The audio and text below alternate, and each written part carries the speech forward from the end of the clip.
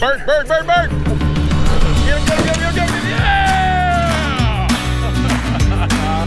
Ron Babe was right. Ron Babe was right.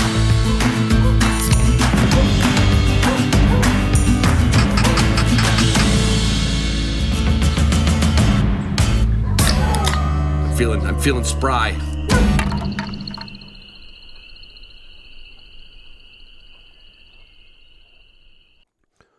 What's up, everybody? Listen, don't skip. This is going to be the shortest intro you've ever heard.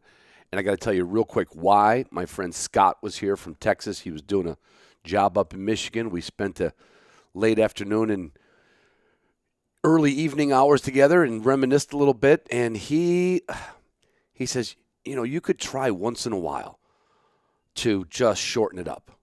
And I said, Scott, I get a lot of feedback. I got people that like the intro more than they like the episode sometimes. He said, irregardless, for me, for our friendship of decades, make a short one. And I said, okay, here it is. Everybody knows that Onyx is the title sponsor of this show and our adventures. They are spectacular. Gunner Kennels, indestructible. W, remarkable. Garmin, infallible. Canine Athlete, superb. Mossberg, stellar. Boss Shot Shells, innovative. Purina Pro Plan, excellence.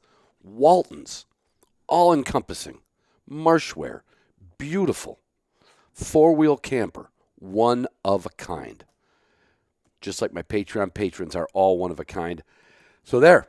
Now that was a short intro. Come on. Let's be honest.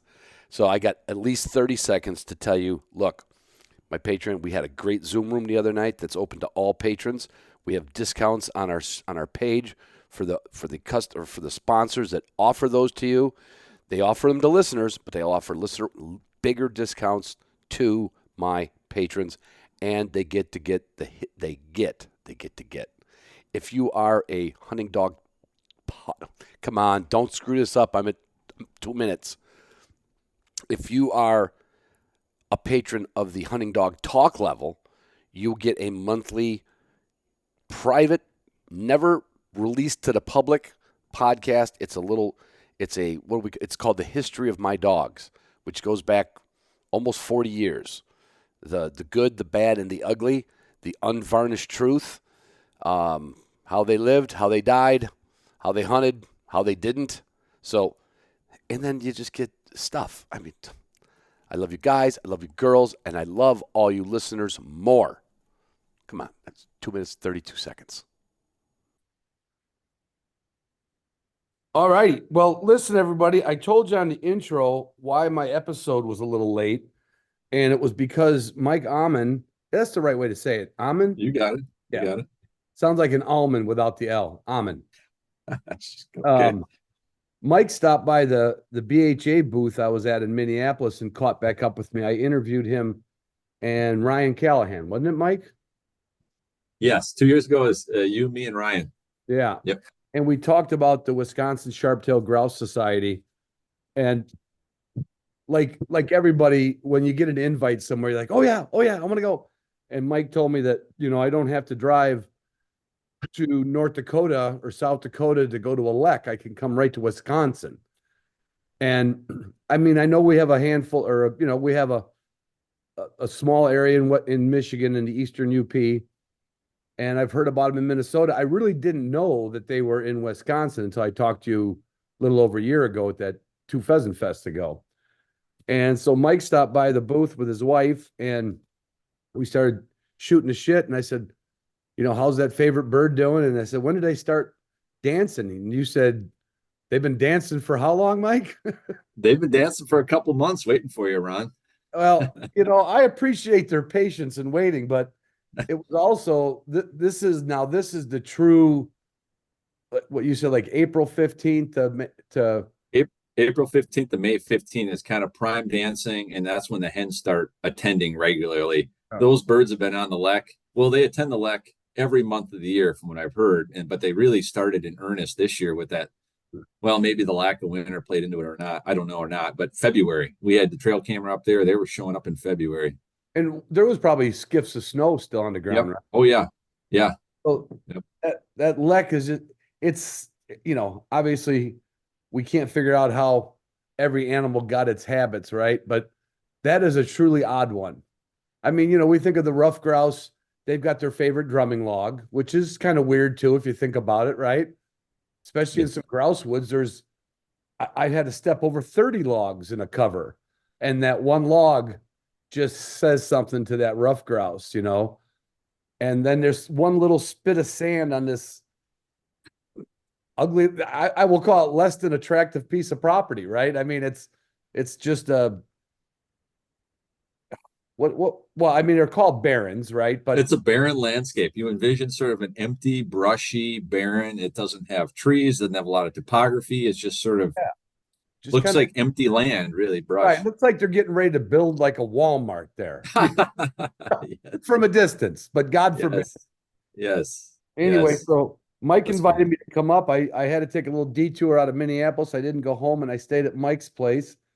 Um, and we got to go out and watch the lek, and we also had some trapping. So Mike, give all the people credits at that trapping part of it and kind of go into that a little bit. Yeah, yes. Bayfield County has partnered with a local research organization that's funded through the University of Minnesota called Natural Resources Research Institute. And Bayfield County Forestry was interested in learning about the habit of these birds, how are they using this landscape? And so we formed a partnership and we started trapping birds a few years ago. And we have a small population, but we wanted to just, let's collar a handful of these birds every year just to see if they can tell us something interesting. And then we can apply what we learn quickly. And applied research is kind of a neat concept. And they kind of specialize on that at NRI. And so we've been doing it the last few years. And this year, a guy named Sam Lau, who you met, who actually works for the DNR and a partnership position with Rough Grouse Society.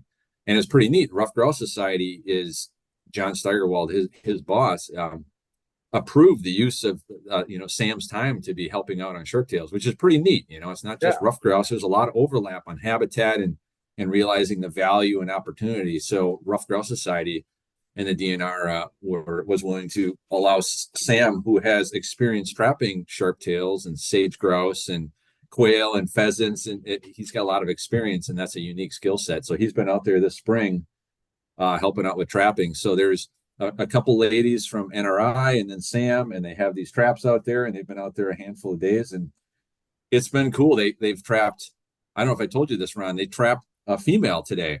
Oh, no kidding. That's what we were hoping for. Yes. I was just like, you sat on that lek. I'm like, the chances of just getting a hen. I mean, the hens, there was a lot of males dancing. You saw that. And it was just chaos. And it was hard enough to get a male into the trap. And then, supposedly there was a hen or two, but it was hard to see. And it just felt like really long odds to get a hen.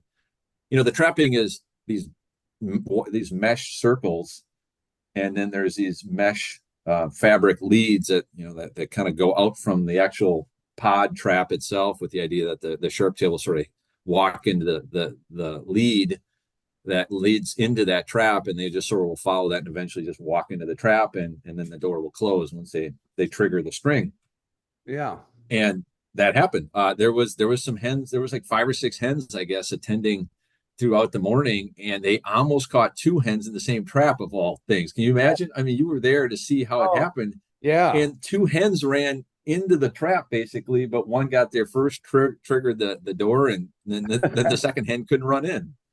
So very exciting. We have 2 males on air, and we have a female on air now, and those birds are transmitting every hour, which is great. You can adjust the rate at which you record data locations and get to see how they behave, and then you can change that time frame over the year. But it's nice during the lekking season to just see there's so much activity and movement. Where are these birds going? So the idea is now we got, and then with the hen, we might get, the idea is we'll get a nest location. We'll learn about habitat use, brood cover, reproductive success. So really exciting.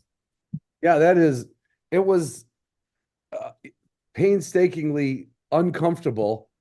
Well, only because somebody somewhere, their hideaway tent, their little blind blew away in the windstorm. So we had 3 in the tent. We were a little crammed in there. I was amazed when you said we actually went out on Sunday afternoon when I got there, and we brought your blind out there. And we didn't realize, we just assumed that the other crew, had taken their blind down. And I'll never forget, we're at the truck at 5 in the morning, and you said, hey, you said, Sam, grab your blind. He goes, what do you mean? What do you mean grab my blind? Well, it's out there. And you said, no, it's not. We were out there last night.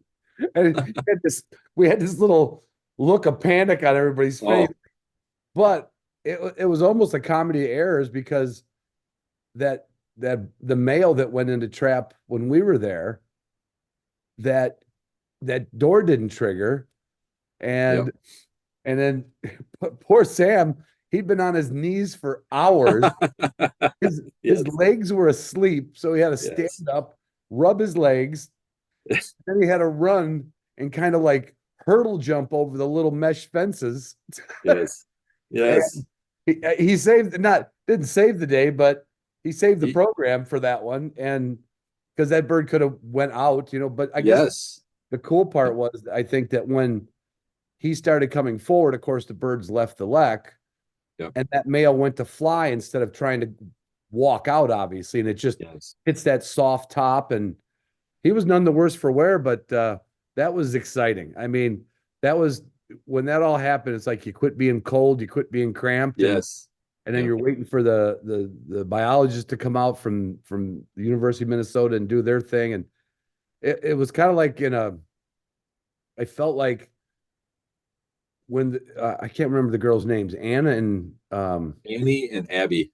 Yeah. And when they is the primary handler, they went back into the blind with Sam, and they zipped up the tent, and then you and I are kind of peeking in the crack, and they didn't want to have a bird fly out in case. So they pulled the shutters down on us.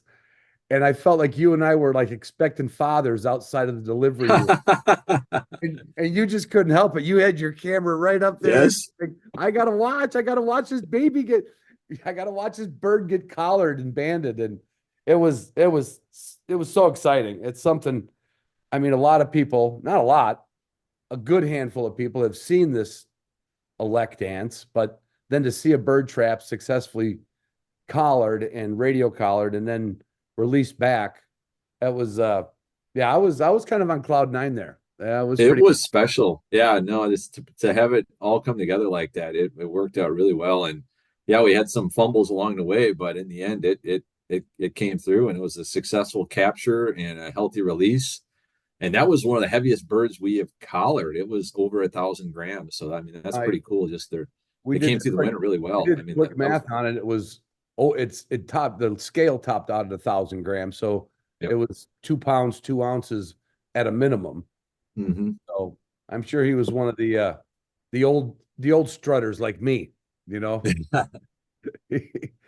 was cool, Ron, because when we went out there the night before, and I said, hey, Ron, there might be birds on the lek in the evening. And as soon as we started walking towards the lek, up go 10 Sharptails right off the lek. I mean, it's just neat how they relate to that space. I mean, it's everything to these males, and they're there all the time. I mean, you're asking me, do they roost there? They might. I mean, they're living the breed, and they breed here, and they're fighting all the time for real estate and their little piece of ground. And it's just neat to know like why this little piece of ground versus that little piece of ground. And it's just, what the birds see, what we see, and how do we make habitat that's, high quality. And classic forester work, that's just mostly foresters. And I want to dig into that, but I got a couple things I want people to look at. Well, first of all, the website, Wisconsin Sharptail Society, you have a really good, clear video, a really well shot video of a bird dancing, And then I started doing a little deep dive, and I found on the Cornell Lab of Ornithology, they have a slow motion 2-minute video of a couple of Sharptails going at it. And when you see it in slow motion, it's like one of those gladiator movies that they slow down so they can show the blade going across the chest, And I watched it twice, and it's funny too. The Sharptails, and I'm sure this happens with the other birds that duel like this. They don't attack from the rear. They do a formal confrontation, and they look at each other, and they literally lock beaks. And I saw Oh, this wow. because it's in slow motion. He got on top of that bird coming. He raised his head up a little more, and he grabbed a couple tufts of feathers right off the crown of the bird's head. And you saw the tuft of feathers in the bird's mouth, and he went, ate him. Oh my gosh. Just I don't know if you dominate ever them. saw that, but you should look that No, up. I It's haven't. so- Yeah, no, so- that we've just updated our website, and anyways, there's some good material out there, and yeah, this stuff happens so fast because we saw them fluttering, when we're sitting and they're attacking each other, but yeah, to have high quality video slowed down, that sounds cool. It and the other thing I gotta say for the audio of it, I didn't know what it was going to sound like, and it was still dark out, and they were already coming in, and it's kind of like early duck hunting, right? You can kind of see some movement. Nothing's really clear yet, but when they started doing their dance, I was asking, like, what's that buzzing sound, right?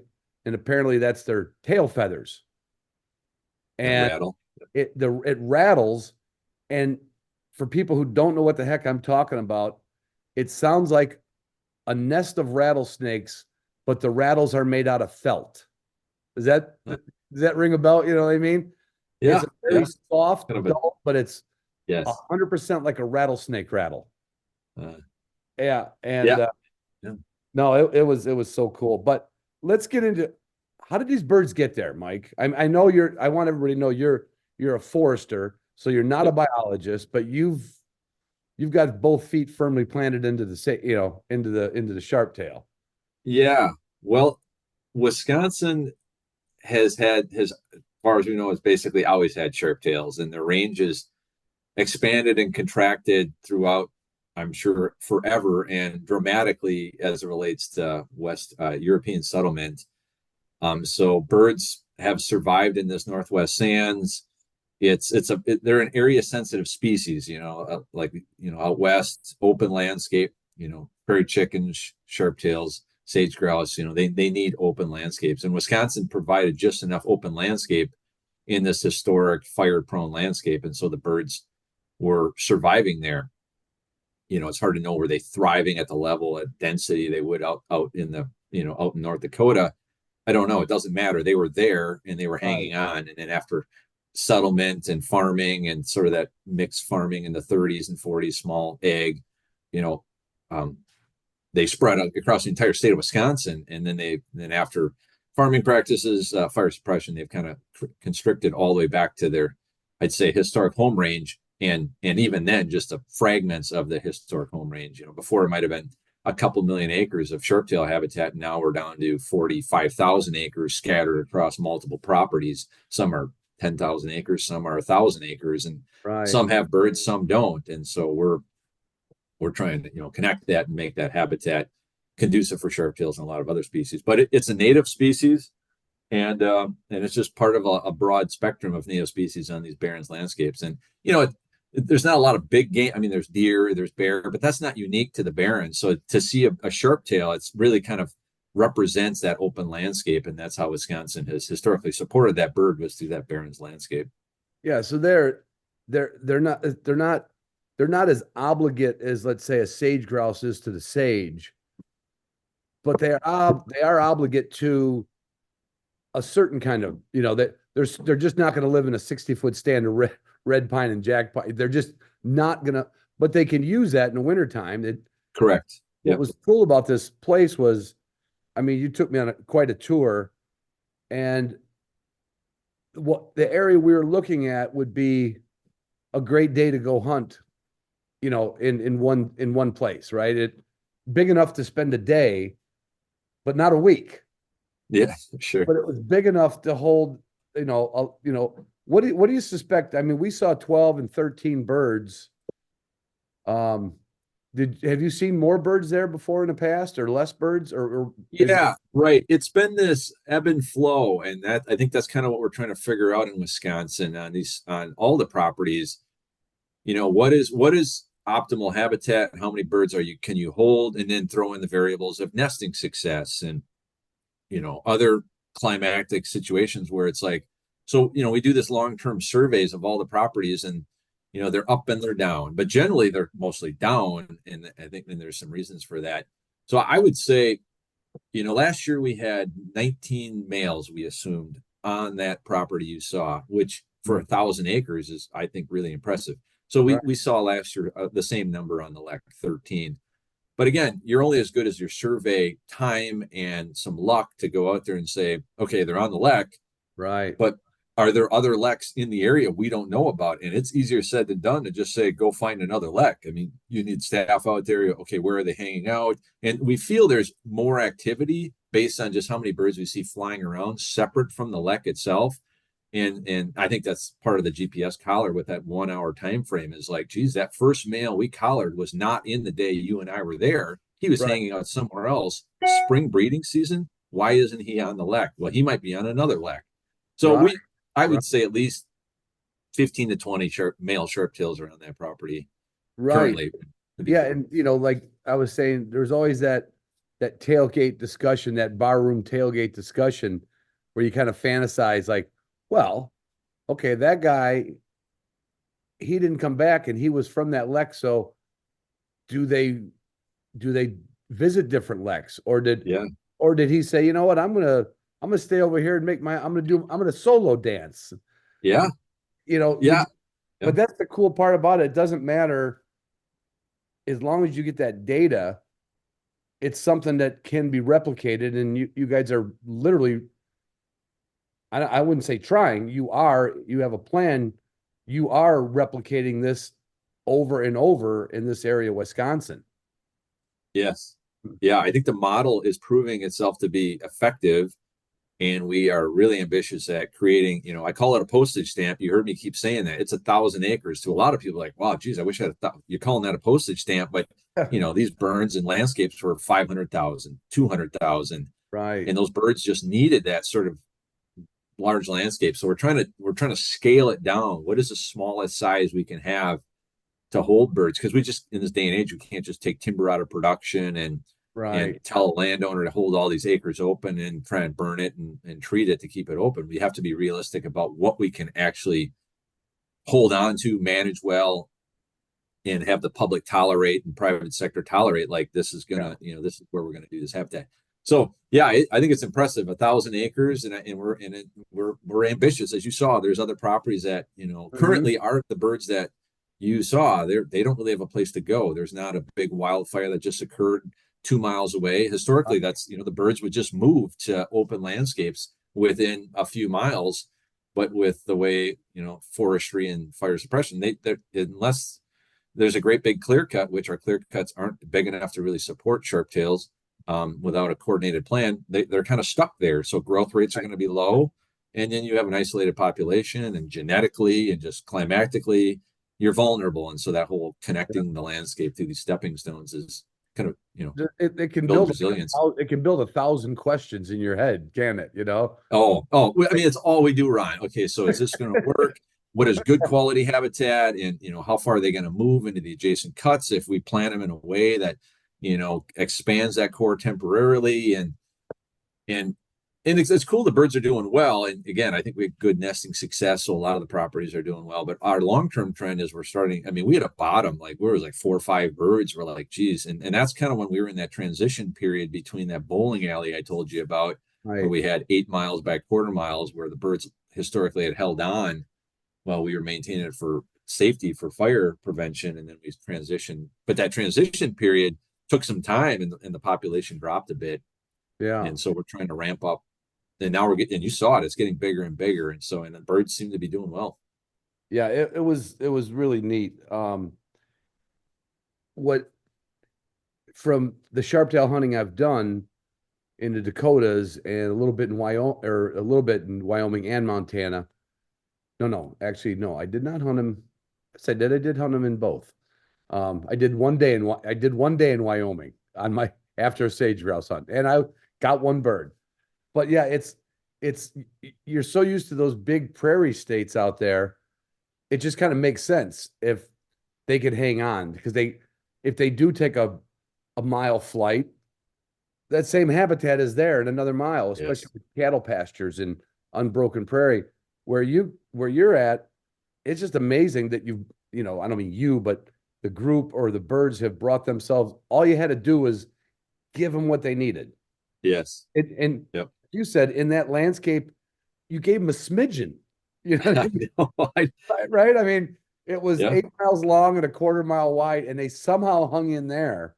Yep. And now they have literally I call it a square 1,000 acres. Yep. And it just shows what, the old saying, like real estate, location, location, location, Yeah. habitat. Is as the county forester, I mean, you've got a lot of other duties. I'm sure you don't get to just spend the whole year worrying about sharptails, but what does that look like for you as a forester? You've got other things to do. You've got other timber sales to line up, and how does that cut into our sharptail work? Yeah. Yeah. No, that's a great question. It's evolving, and it's been great that the county, my boss is called a forest administrator, and then the county staff answers to the county board, and within the county board, there's committees that oversee departments. So our forestry committee really is our boss, and sort of the jobs we do and what's a priority for a forestry department. Historically, it's been forestry. And, I'm a forester by training, and my job is to there's an allowable harvest based on the number of acres the county has, and it's all calculated based on, we have 180,000 acres of county forest, and we have different timber types, and those timber types have thinning regimes and harvest rotation ages, and that calculates the amount of total acres we'll be harvesting every year. And then there's staff, how much staff does it take to set up that much timber, administer those timber sales. We do about $3 to $5 million in revenue, and we sell probably 60 different timber sales a year. And part of timber sales are reconnaissance. We're always looking at the stuff we're not setting up. Is it ready? Is it maturing? Is it regenerating well?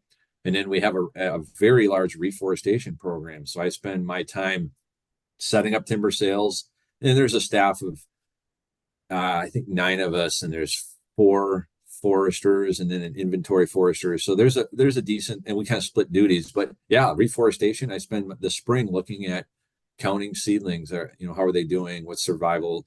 And then we need site preparation when we do our harvest to prep the site for jack pine seed. I was telling you, we drop jack pine seed from airplanes. So yeah, we have blew my mind when you told me that. Yeah, yeah. You use an airplane? Come on, Yeah, it's great. The DNR has this for fire reconnaissance, and during the off season, or if they fit in, we grab some jack pine seed from the state nursery, and we dump 4 ounces per acre over these recently treated sites with mechanical treatment to expose mineral soil. So yeah, timber sales. That's the bulk of what we do. But any public land organization, I mean, there's roads, there's trails, there's ATV trails, snowmobile trails, invasive species, water quality things we're working on, wildlife habitat in the forested environment we're always working at, trying to do better. So there's a lot of moving parts to a forestry program like that, and that was historically what we spent most of our time on. But as we've focused on barrens, it's sort of my job has gotten to be more and more focused on barrens. So I probably spend a third of the year in barrens, and spring is heavy on monitoring and working on this trapping, and I got those ARUs out there, recording units. So my boss and the forestry committee is really supportive of barrens. So it's like when it becomes a priority, the time, my availability to do the work. Yeah. And I've been with Bayfield County for 20 years, so the forestry work, I know the forest extremely well, and a lot of our department's been there a long time. So in terms of efficient and effective, knowledge of the resource, how to manage it well, how to regenerate things, where our problems are, we can do that. And over time, I've gotten more efficient, and that frees up some time to do other things. And the taxpayers and the committee seem they feel the feedback we're getting that this barrens effort is worth the time, and and it's really great. And so yeah, it's a mix. Barrens is just part of it, but it's growing a little bit every year. But I think, as we're getting You'll these be the properties, Baron's Baron. You're going to be the Baron's yeah, Baron. that'll be the Barron's Baron. Yeah. Baron's Baron. I call myself the only Barron's restoration specialist in Bayfield or in Wisconsin. It's like this. You do what? But I've gotten so keyed into Barron's. But I do think over time it'll become more of a maintenance thing. We're just in this expansion phase and document monitoring phase, and we're just trying to do things right, teeing it off for the long term. In long term, it'll be prescribed burning, which is done through the DNR and occasional mechanical treatment. But it seems like anything, the more we dig into it, there's more questions, there's more other species that are associated. It's just endless. And so it's. And Mike, you may not know the answer to this question. So, we were in one county, we were in Bayfield County. That area of Wisconsin, the counties are big, obviously, they're not like little teeny, we're not in Delaware here, but I don't mean just for Sharptails enforcement, does every county, like, I don't think people realize, does every county, other than like Cook County or Mesquite or Milwaukee County, do they all have foresters kind of doing your kind of job your whole crew does? I don't mean habitat right. for Sharptails, but I mean the forestry in general, the forestry sales. Does every county have a crew like that? No, not every county. Wisconsin has 72 counties, and 30 of them have a county forestry program. Okay. So basically the northern half of the state. And some of those county forests are ranging from 15,000 acres to 300,000 acres. So Right. there's kind of a range, probably 100 to 150,000 is probably an average size. So yeah, there's 30 counties in Wisconsin that have a forestry department and have foresters like I do. So it's a pretty good size. I mean, we're the largest collective public landowner in the state of Wisconsin at 2.4 million acres between those 30 counties is in county ownership respective to each county. So, and we, active timber program. I mean, we support, a pretty thriving, healthy forest products industry based on just having that public land kind of dedicated. We do a lot of other things, but forestry and revenue, right. and those revenues at the county, 90% go back into the county budget and 10% go into the townships that those lands are in. So I mean, the whole idea is local jobs, local products, local revenue. And here we are, like 90 years later. Your own hay. You're making your own hay. Exactly. And it didn't start. We had to reforest those acres. Yeah. Yeah. So it's been I think it's been a real success story, county forest. So it's pretty healthy, pretty strong. A lot of acres in county forest in Wisconsin. We were in, what was the national forest we went through? The Chequamegon-Nicolet. Okay. And now, would they have federal foresters, or do you guys go out and help with that? Yep, they have federal foresters. Yep, they have marking crews. Okay. They got sale administrators. They got they have a little bit different terminology of the various positions, but they're doing things very similar to us. Right. In management and staff. They're not working on any particular barrens, though. Is that barrens? Are they? No, they are. I mean, that Muckwa barrens that you saw, that's all Forest Service. So there's a wildlife biologist. Okay. And they have, I was out there turkey hunting today, and I bumped into two of the wildlife technicians that work under the wildlife biologist, and they were out, surveying out in the Muckwa Barrens. So they got staff kind of. You were out ground swatting today. I did ground swat a nice turkey. I did. Yeah, I'm proud. I don't say that about grouse, but I do that with turkey. So I also have to, tongue in cheek, I have to say, what a great job to have bird dogs and be a grouse hunter. Oh, right. Oh, yeah. Before we hit record, I said, I'll bet you could do without, everybody loves Onyx. I said, I bet you personally could do without it, because not that it's not a good thing, that you've rode you've probably I don't want to say this, I don't want to speak for you. You've probably put your feet on almost every acre or every 40-acre chunk of that county in your years, because your job is to analyze the forest all the time. Yes. What's there. Yes. Yeah, you're right. I'm not, and that's a good point. I'm going out there, I'm looking at the woods. I'm there for the woods. I'm there for the road. You're not scouting for grouse. But Oh, no, not at all. No, I don't even, I don't find sheds. I don't even know where the grouse. Yeah. But most people might come up to their deer hunting, or they come up and they're riding the ATV trail. I'm up there like, what is this timber type? What's back over there? Is that ready for harvest? How is this regenerating? So like, it's all about the vegetation. I mean, and year 1, year 5, year 20.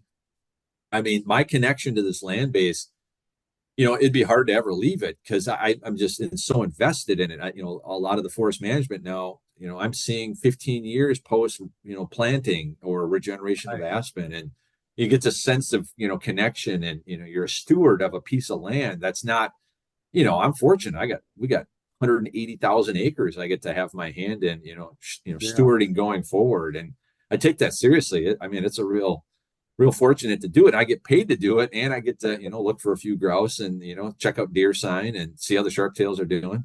And ground swat a turkey once in a while. Hey, that's not that easy to do. I know I'm going to get a lot of hate mail, because I think I might have told you. Did I tell you the story about my first turkey in 1975? No. All right. I don't think so. I'll try to make this as quick as possible. On our senior class trip, I grew up in Chicago, but I in 8th grade freshman year, I met a guy whose dad took his kids all trap shooting. So I learned how to shoot trap. I got my dad bought the shotgun for me, and we were using the Illinois put and take system, for pheasant hunting, which I think Wisconsin used to have, or do they still have? Yeah, basically they still have that. Yeah. Yeah. And so for our senior class trip, we were getting into taxidermy. We literally lived in these 2 cemeteries in these railroad track unimproved areas. So we were as wilderness as you could be growing up in the city of Chicago. And for our senior class trip, we went down to Cariona Hunting Lodge in Tennessee, in Crossville, Tennessee, to go shoot boar. We wanted to go shoot pigs. We saw a little teeny 16th page ad in Outdoor Life magazine, and we said, let's do it. Wow. Back then it was all, you called them up and you sent them a deposit, and I would say by anybody's standards, it was a lot of money to us then, but it was less money than we would have spent drinking and partying in Fort Lauderdale. So sure. And when we got there, and I always say this part of the story, I don't know how this particular lodge, I remember the name of it, and I think it's still around, but they told us that they had turkey tags. It was in the spring, spring break. And they asked us, anybody wanted to go turkey hunting.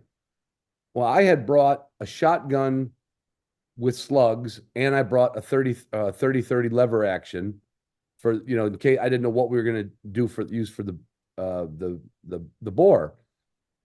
And it was $50. I don't know what the tag cost. I did not go into town and buy a license, but I believe I bought it from the lodge. I got a tag, and a old guy named Buttons. Of course, his name was Buttons, and he, he was just a skinny little mountain man with his Jeep, and he took me up into the hills, through a few gates, and through some more, up and down some ravines, and we get out, and we get in this big rock pile, and he's got a box call, and he's, derp, derp, derp, derp, and Mike, I have never seen a wild turkey growing up in Chicago. I didn't literally know what the program was, but when they said, does anybody want to do it? I'm like, I will. This turkey starts coming in, and the guide is, I'm going to say this in a loud voice, he was whispering. He's like, shoot, shoot, shoot. And I don't even see the bird. And the bird is coming up this rock pile slide, and he sees the head.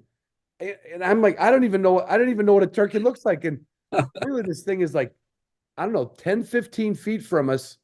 And I see this big colored up head, bopping up and down and looking around.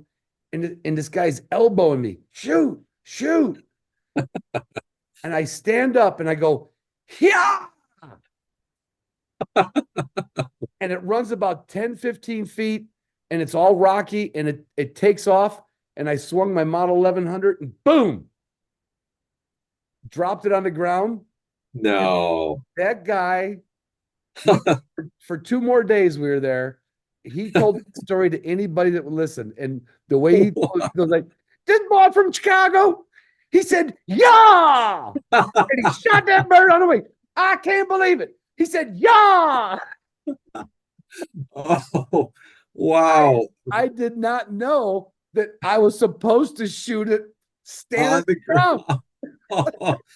Oh, the ingrained, just the bred ethics, the high ethical standard you had, Ron. I mean, why would you shoot birds on the ground?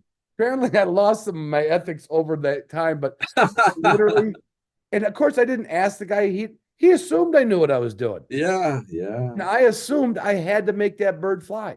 So Oh, Ron, that's why I always that's tease my son-in-laws. I'm like, did you shoot it on the wing? No. It's you ground swatter. wow. That makes a lot more sense telling a story like that. That's a hell of a story. I do feel a little like I underperformed on ground swatting a turkey. I Wow. wouldn't think it's a good idea. I think most of the time they just run. Yeah. to the button. Yeah. Yes, right. Shooting one in the butt is no good, whether it's a pheasant, a bird, a grouse, or whatever. Shooting in the butt's no good. Let's get back on our that area we saw. If we all walked away from it, if mankind just disappeared, that 1,000 acres of barrens, if would that just grow back with red pine and jack pine and eventually close in? Well, okay, when you Or say, do we even know that?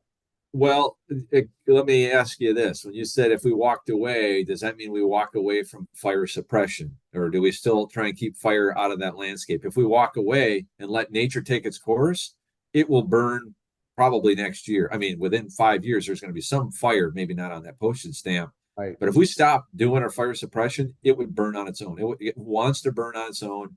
And if that happened and we didn't do fire suppression, it would stay, the whole landscape would open up more. You'd see more of what you saw. Okay. So if you could put a time-lapse photography on it for a couple 100 years, you'd see barrens, you'd see woods, you'd see barrens. It would just Yes. keep rotating, almost A like mosaic, a shifting Yeah. mosaic of different age classes. Yep, absolutely. And if we kept fire suppression, yeah, it would grow up in the scrub oak you saw, the red pine, the white pine, the aspen, and it would close up if we did nothing, if we walked away and kept the fire out of the system. But Right. fire is natural in that system and has been there forever. And like you Right. said, through that sort of overtime. And that just takes a dry spell and a lightning strike, Yep. basically, right? Yep. Yeah. Absolutely. And with the trees that are there, I mean, I know this is another one that I don't know if it's a fair question. Would you say that area of Wisconsin just has always had the jack pine and the scrub oak? Is that just what's been there Yes. forever?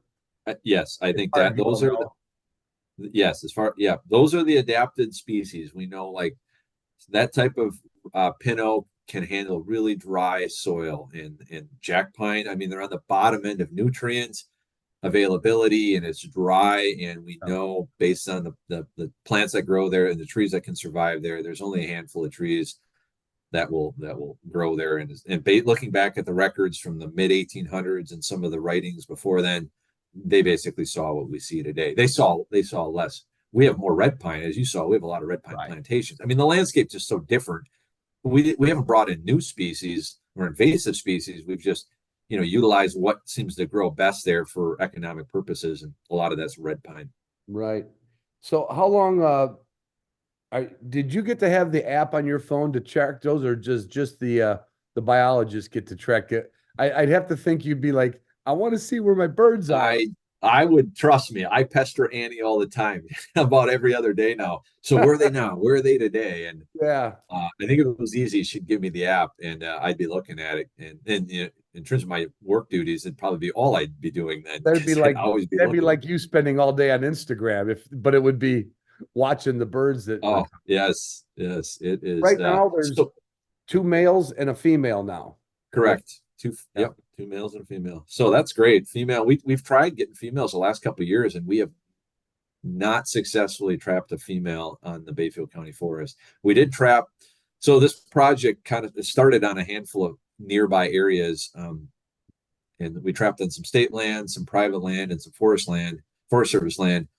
and those populations have dwindled down just since we started trapping. They're growing up, and they've lost a lot of those birds. Anyways, we did trap a female, and her nest was predated. She was predated, Oh, okay. and so that was the only female we've gotten over the last few years. And we haven't trapped that many birds. We've probably trapped a dozen birds total over the last 4 years. Right. Well, damn, that's exciting. I want to know. I want to Yeah. see. Oh. You don't want to ever disturb the whole thing, but it's like, I wonder if you could fly a drone over the nest and see when the chicks, it's so, it just makes you want to, you start almost fantasizing, like, what's it going to look like? And Yes. you almost feel like it's a piece of family. Yeah. Oh, well, exactly. I mean, we held this bird, we released this bird, we have a lot invested in the bird. We want to know what that bird is doing. And so it's definitely a strong relationship.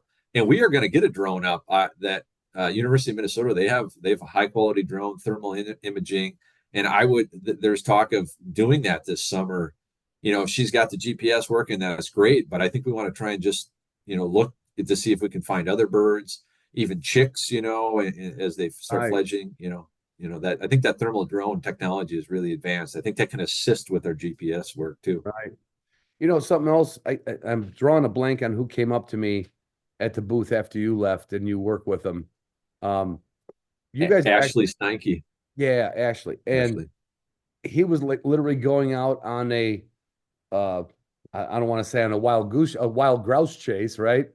Somebody called in that they're a sharptail grouse hunter. They know what a sharptail grouse looks like. It's very distinguishable once you've seen them. And this person saw a couple like cross a road, and he was going to go like a policeman on a stakeout. Yeah. Yep. He calls it chasing ghosts. Yeah. But I'm sure there's a lot of little spots like that with just a pair left or a couple males left, and they're looking for that right spot to go. Yep. Just hanging on here and there, really. Yeah. And so we try and investigate what we hear. The state, some of these areas just the reports are so low and so infrequent that the leks that historically were there are not. But that doesn't mean there aren't birds, because the landscape's big and you can't be everywhere at once. I don't think we're missing hundreds of birds, but it is neat, especially with our social media presence.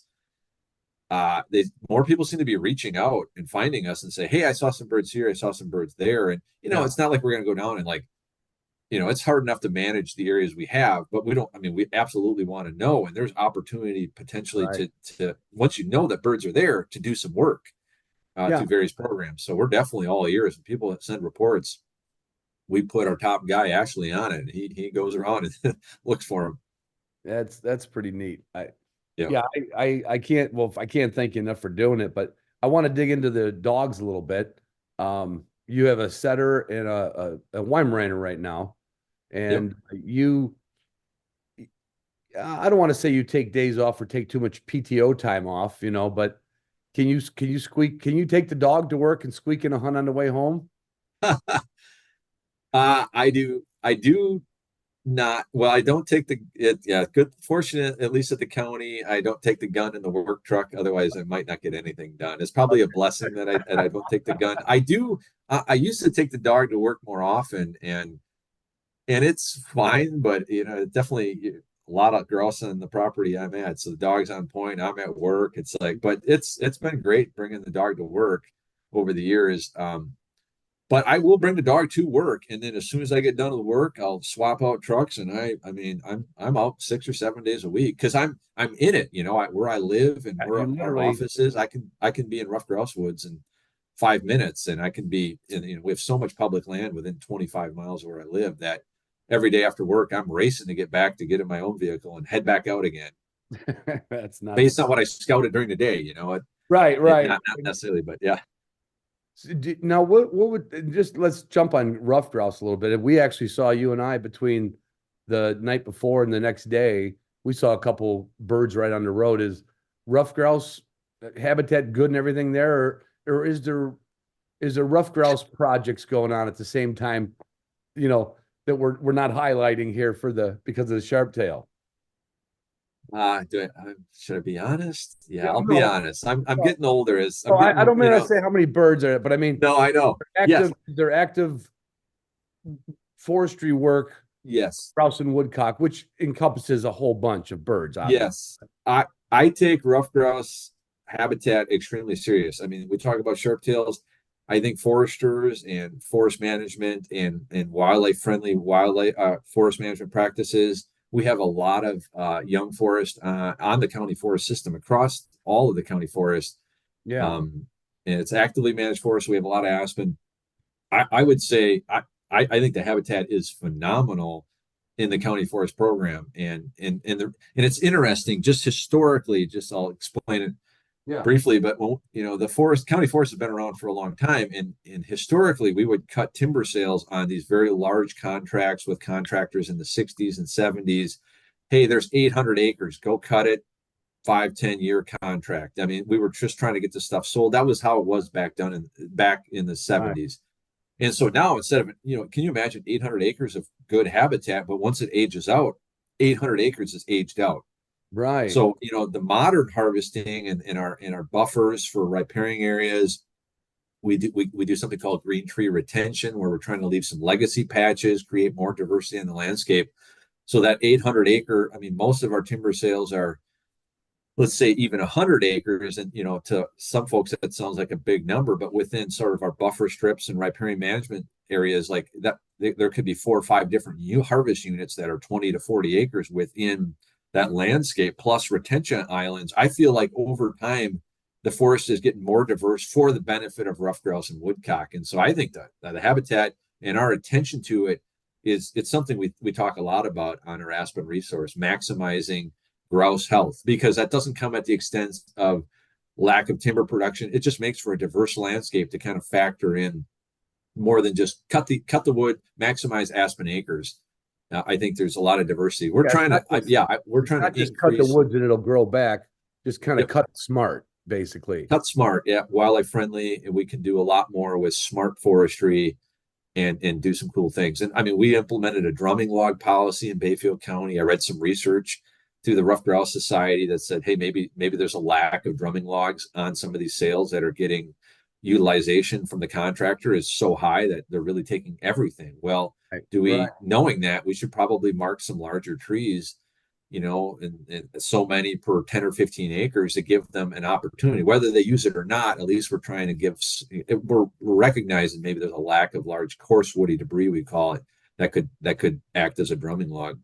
Yeah, I would imagine historically when they did some of the bigger cuts back in the day and they're maximizing, if there really was nothing but some treetops left, that it's probably a great place for them to forage and everything, but it's not going to be their drumming log in their home range. It's yes.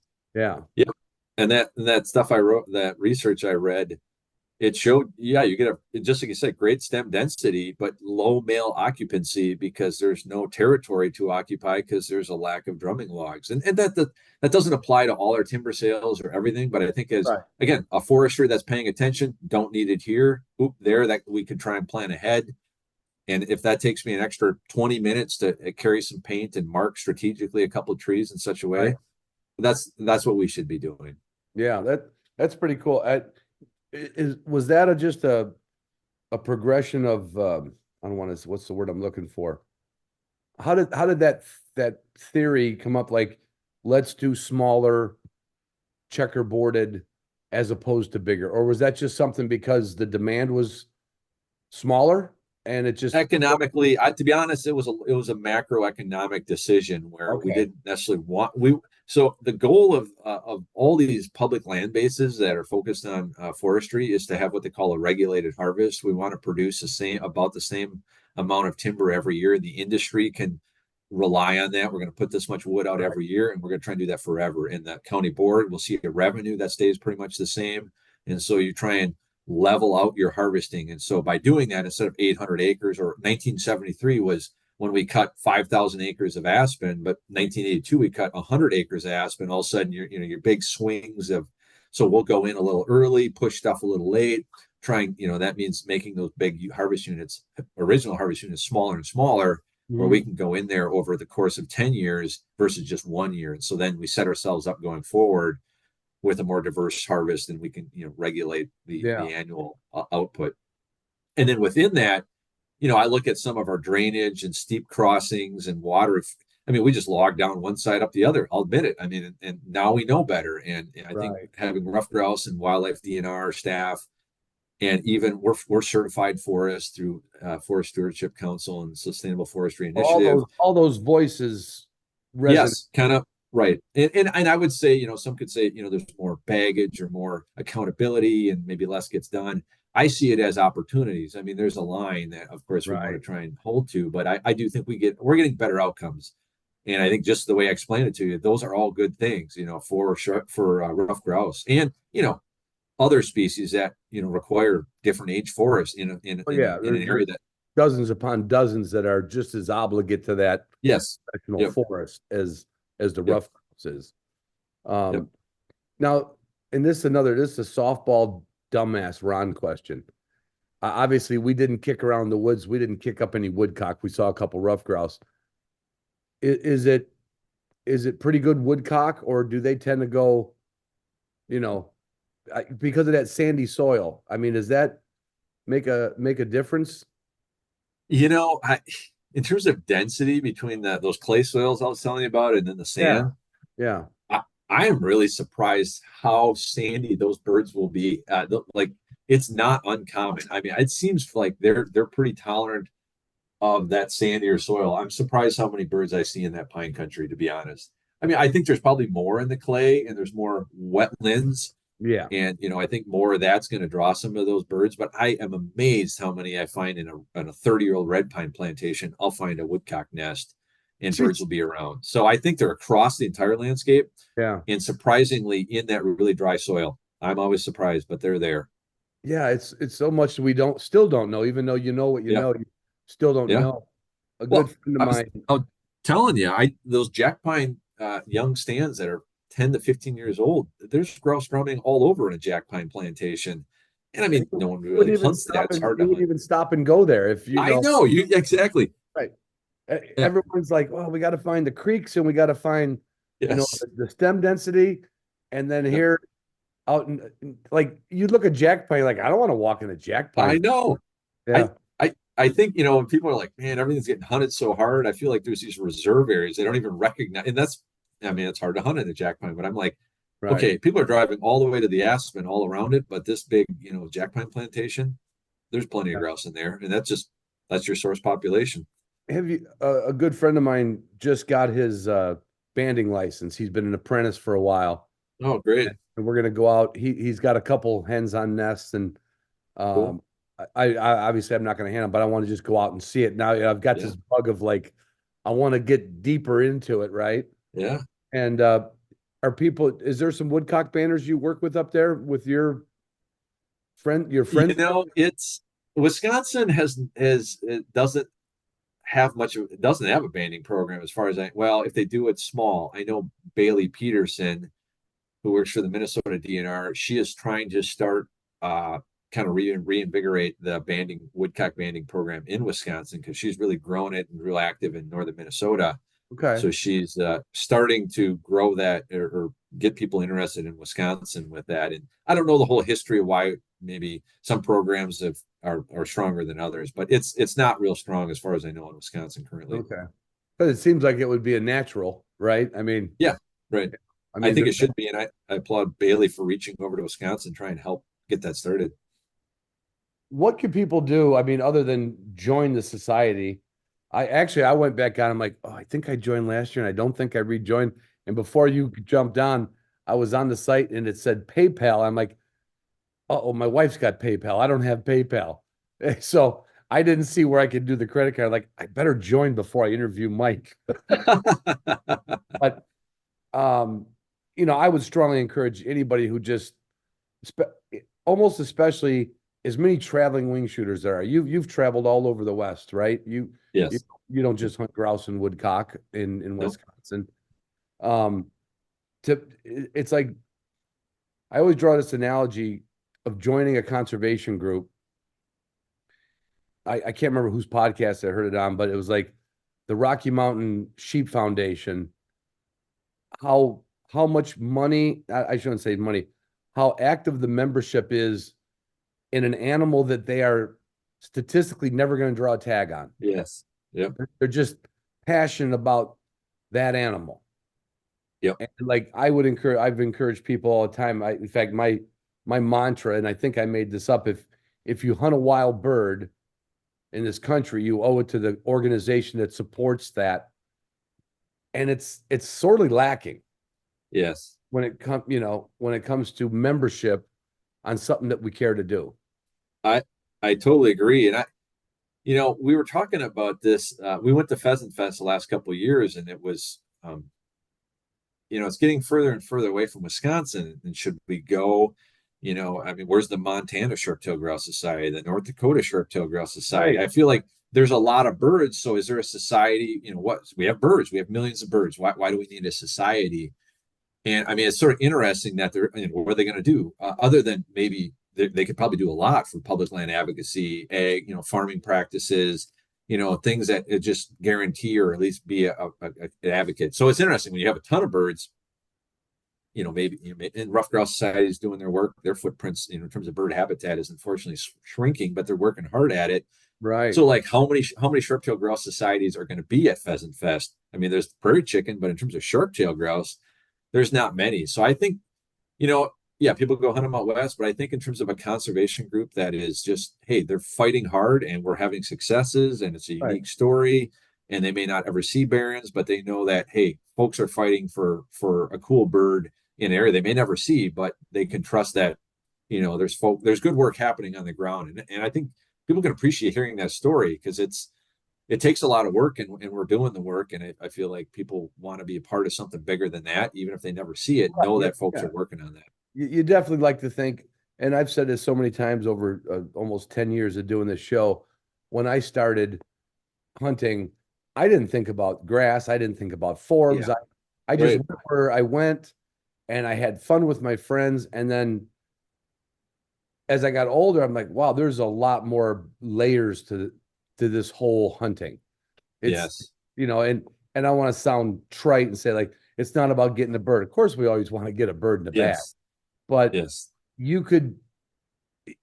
I would literally say, like, shame on somebody who goes to North Dakota and doesn't support and shoot sharptails. It's, how many people here say, I love shooting sharptails? Mostly because they fly slower than pheasants. And if you can get close to them, you're probably going to knock them down with one BB, Right. But they love it. And then they don't like take that little extra step to say, I'm never going to probably hunt them in Wisconsin, but I love doing it there. Why don't I support that? Just think of it as supporting that bird. It's almost like if you don't support that bird, what happens when the sharptails decline in North Dakota? Who knows? Yes. Right? Yes. If you don't get active and you don't get, I don't want to say political, but if you got to be an advocate. You got to be. Yeah, you got to be an advocate. You're right, Ron. Like, progression as a hunter should be, hey, I was successful. Why was I successful? I think you're right. I think that's maturing. Hey, I want to support something that is working towards a species I love so much. And it's been great. And I think it's not a lot of places you can just turn the corner and show some success and get such good feedback, and people are fired up about it. So you can go to these multiple states away and people are like, hey, I want to support Wisconsin Sharptails. And that means a lot to us because I think that's for them. They're contributing to something that matters on a bird they care a lot about. Right. And when you care about that bird, like I go back to the sheep hunters. These people that go to the Sheep Foundation and they spend, you get once in a life, maybe, right? A maybe. We're fortunate enough to be able to travel west and actually hunt 3 of them a day. Yes. How can we not throw that? How can we not pay that forward? It's almost embarrassing. It is. I want to, I want to say, and when we say, support Sharptail Grouse Society, it's in the money we get and the money goes out. And, you saw this roller chopper, you saw this piece of equipment that, it was a $70,000 machine and we needed a bunch of money. And for a small organization, they kicked in $8,000. That's a lot for the Sharptail Grouse Society to fund. And that got us to where we needed to be to buy this. to make the investment and lease it out at a very cheap rate to make it, actually do the work it needs to do. So very tangible investment of our money into projects that, are gonna be there. I mean, this roller chopper is gonna be there longer than I'm gonna be there. Hopefully, that thing won't break. The bulldozer might break the drag. Yes, but that thing would chop up, and that thing will work as long as you grease the bearings forever. Yes. Yeah. And that's a smart investment by the society to get good outcomes. And I, the bird, the barrens, there's a lot going on in that whole barrens landscape, and birds are just part of it. But yeah, support and, just getting the word out. I think folks just listening to this just hear that, hey, there's conservation and game, a game bird, getting looked at with a lot of attention from a society, and making sure we're publicizing the plight and advocating to the public and to the private sector, the Wisconsin DNR to keep doing the work that needs to be done, and talk to the general public about why it's important. We're doing that all the time. I'm doing that all the time, and talking to you and bringing you out to share this. I mean, sharing birds dance on the lek. Not a lot of people are going to see that. No. But you got to see that, and it's going to stick with you, and you're going to tell somebody. I think it's just collectively, just the habitat, connecting with the landscape outside of just shooting it. I'll just shame them into it, However you do it, Ron. I did. We appreciate anybody and everybody, however they come. It doesn't matter how. If I got to do a little Chicago strong arm, if I got to make you vote twice for Daley, I'll make you vote twice for Daley. Okay. Well, I appreciate the support, Ron, and shame, and however you do it. It's good work, and I enjoy being a part of it. And the society it's a good place to spend my time. Yeah, well, I appreciate, and I think hunters should appreciate, and that's just another layer, like I said, that onion of what just counties do that we don't even think of, and then people bitch about this or that, and like, there's a lot of work getting done. And believe me, it's not just your hunting licenses paying for it. Right. It can't. No. If only hunting license paid for it, there wouldn't be anything. There, Right.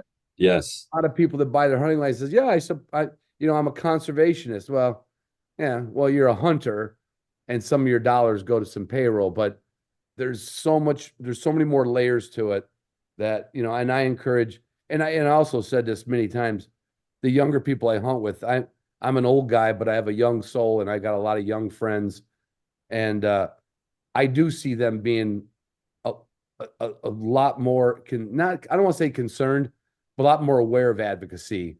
I would agree. Yeah, that's and good. Open to, like, when we went to, like, we met in Minneapolis at BHA.